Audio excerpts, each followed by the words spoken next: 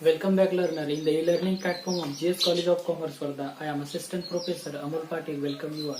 Today we will be solving next practical example from of the fire insurance company. In this example, is very important for it because given this example, abnormal stock. तो abnormal stock होता क्या है वो भी मैं आपको ये इस एग्जांपल में समझाने वाला हूँ, इसीलिए ये आपके लिए इम्पोर्टेंट पार्ट बनने वाला है क्योंकि ये नया टॉपिक है। ठीक है, तो सबसे पहले आप एग्जांपल को डाउनलोड कीजिए। एग्जांपल आपको क्वेश्चन कहाँ पर गिवन मिलेगा, तो क्वेश्चन आपको इस वीडियो के नीचे जो डिस्क्रिप्शन लिंक रहेगी उसमें आपको क्वेश्चन मिल जाएगा। तो सबसे पहले उसको डाउनलोड कीजिए और मेरे साथ एग्जाम्पल को सॉल्व कीजिए। तो मैं एग्जाम्पल को थोड़ा जो इम्पोर्टेंट पॉइंट है उसको पढ़ लेता हूँ, फिर एग्जाम्पल को हम सॉल्व करते हैं।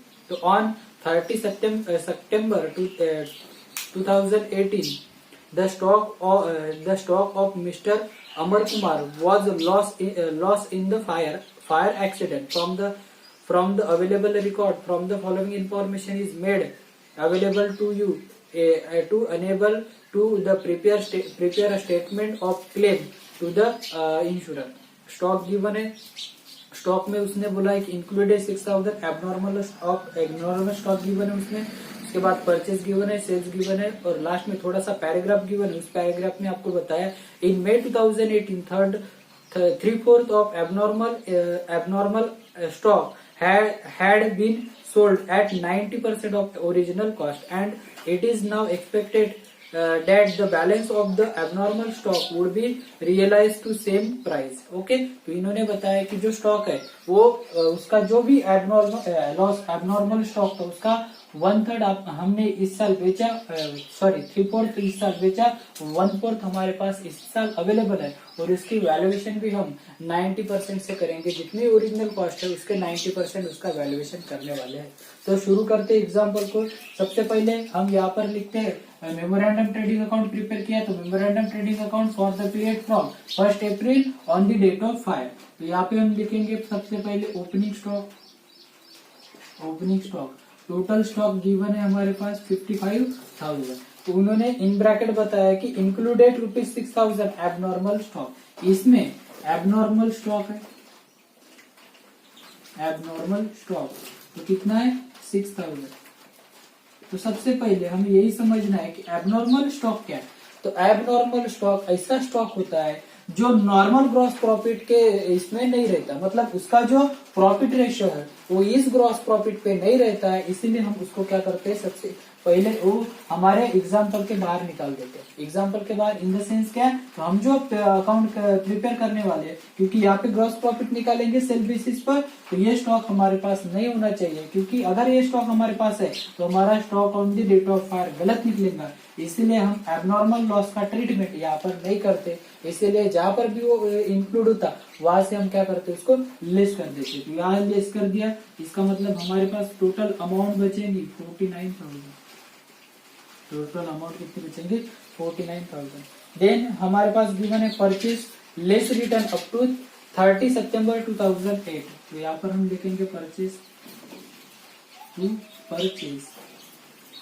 टोटल परचेज की अमाउंट है 1,45,000। Then sales return up to 31 September 2018। तो यहाँ पर लिखेंगे बाय सेल्स, यहाँ पर लिखेंगे बाय सेल्स। टोटल अमाउंट है सेल्स की 1,84,050। बट इसमें एक जो एबनॉर्मल स्टॉक था वो हमने क्या कर दिया था, सेल्स किया था। इसका मतलब इस सेल्स में इंक्लूड है, तो यहाँ से हम क्या कर देंगे, लेस कर देंगे सेल्स ऑफ एबनॉर्मल स्टॉक। तो उसकी वैल्यू कितनी है वो हमें निकालनी पड़ेगी। तो सबसे पहले टोटल अमाउंट कितनी थी 6,000 के 3/4 पार्ट हमने बेच दिया, 3/4 पार्ट हमने बेच दिया। तो ये 3/4 कितना हो जाएगा, तो टोटल अमाउंट हो जाएगी 4,500। टोटल कितनी हो जाएंगे 4,500। बट हमने क्या किया, ये 3/4 के 90 पर जितनी ओरिजिनल कॉस्ट थी, ओरिजिनल का कॉस्ट कितनी है 4,500, इसके 90% अमाउंट पे बेच दिया। यहाँ पर हम निकालेंगे 4,500 इंटू 90%। तो 90% अगर हम निकालते हैं तो टोटल अमाउंट निकल के आ जाएगी 4,050। यहाँ से लेस हो जाएंगे 4,050। यहाँ से लेस कितने हो जाएंगे 4050। ठीक है, कैसे 4050 लेस हो जाएंगे, तो हमने पहले ही बोला कि ये जो एबनॉर्मल स्टॉक है ये नॉर्मल ग्रॉस प्रॉफिट के रेंज में नहीं आता, इसीलिए हमने उसको क्या कर दिया, निकाल दिया। तो यहाँ से पहले स्टॉक निकाला, फिर उसका जो सेल्स था वो इसमें इंक्लूड था, वो भी बेचेंगे पर वो सेल्स में इंक्लूड था, तो हमने क्या कर दिया, उसको लेस कर दिया।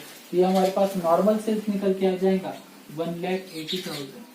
कितना निकल के आ जाएगा 1,80,000। तो इसका कैलकुलेशन कैसे किया, तो 6,000 के 3/4 पेज है, इसका मतलब कितना है 4,500। और 4,500 को हमने जितनी भी कॉस्ट की वैल्यू थी उसके 90% पे बेचा है, तो 90% हो जाएगा 4,50। तो उसको हमने लेस कर दिया, तो टोटल अमाउंट हमारे पास निकल के आई 1,80,000। देन में 3/4 एबनॉर्मल लॉस, ये तो हो गया हमारा।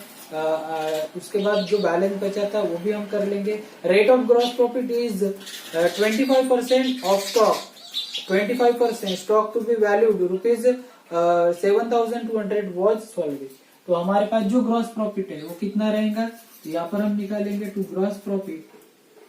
तो ग्रॉस प्रॉफिट है हमारा कितना 180 के 1,80,000 के कितने परसेंट 25%। अगर 25% निकालते हैं तो ये हो जाएगा 45,000। कितना बन जाएगा 45,000। बस इतनी इंफॉर्मेशन गिवन थी। तो यहाँ की हम टोटल करेंगे, और यहाँ की टोटल करने के बाद यहाँ पे हमारे पास जो बैलेंस निकल के आ जाएगा उसको हम कहेंगे by stock on the date of fire. Stock on the date of fire, stock on the date of fire. तो टोटल हो जाएंगी 1,90,90,90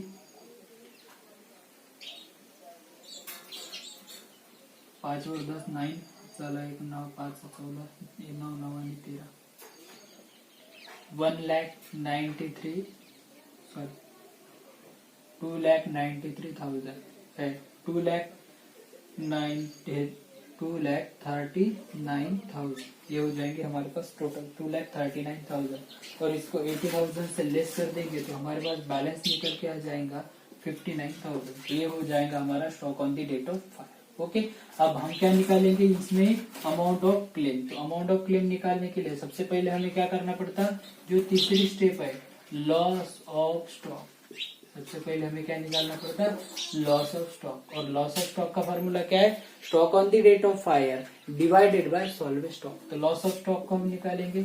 यहाँ पर stock on the date of fire है हमारे पास, stock on the date of fire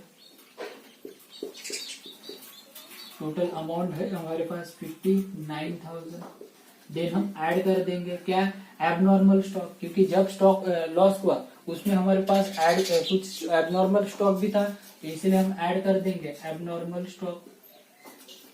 abnormal stock कितना था, तो टोटल 6,000 के 1/4 अमाउंट। 1/4 क्यों आ जाएगा, क्योंकि 3/4 तो हमने यहाँ पर बेच दिया, तो बचा कितना 1/4 अमाउंट। तो 1/4 हमारे पास टोटल अमाउंट निकल के आ जाएंगी 1,500। इसके कितने परसेंट 90%। 1/4,000 के 90% अगर हम निकालते हैं तो टोटल हमारी वैल्यू हो जाएगी 1,350 1,350। और ये टोटल बन जाएंगे हमारे पास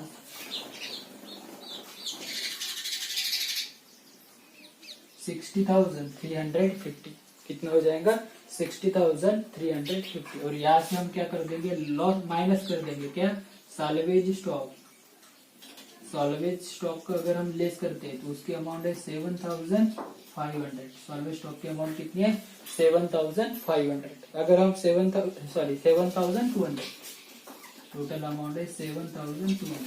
7,200 अगर लेस करते हैं तो टोटल अमाउंट हमारे पास बचती है 53,150। तो ये क्या हो जाएगा हमारा लॉस ऑफ स्टॉक। ये बन जाएगा हमारा लॉस ऑफ स्टॉक। और यहाँ पर पॉलिसी की अमाउंट गिवन नहीं है, तो इसलिए ये क्या बन जाएगा हमारा amount of claim. Amount of claim भी बन जाएगा कितना 53,150। तो ये हो गया एबनॉर्मल स्टॉक का। एक और एग्जांपल हम इसका लेंगे एबनॉर्मल स्टॉक का, ताकि आपको अच्छे तरीके से समझ में आ जाएंगे। और यहाँ पे हम अपना जो टॉपिक है यहाँ पे हम कंप्लीट करेंगे। एक एग्जांपल और है जिसमें आपको ये और अच्छे से क्लियर हो जाएगा कि एबनॉर्मल स्टॉक मतलब एबनॉर्मल स्टॉक क्या होता है, उसको हम और एक एग्जांपल से डिस्कस करेंगे। आज के लिए इतना ही, बाकी का हम नेक्स्ट वीडियो में देखेंगे। तब तक के लिए धन्यवाद।